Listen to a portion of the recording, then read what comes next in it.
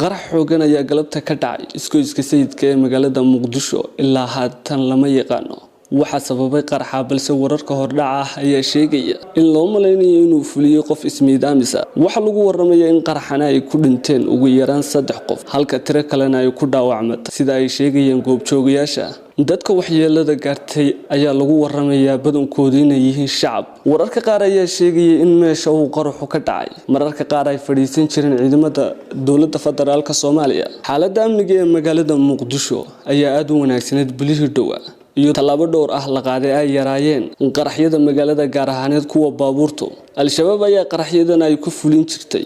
baabuurta waxa ay muuqataa in ay hadda u bedeleen kuwa ismiidaamis qofeed ah maadaama inta badan la xiray sidadka ay ka soo gali jireen baabuurta qaraxa sida xamse dabare Star TV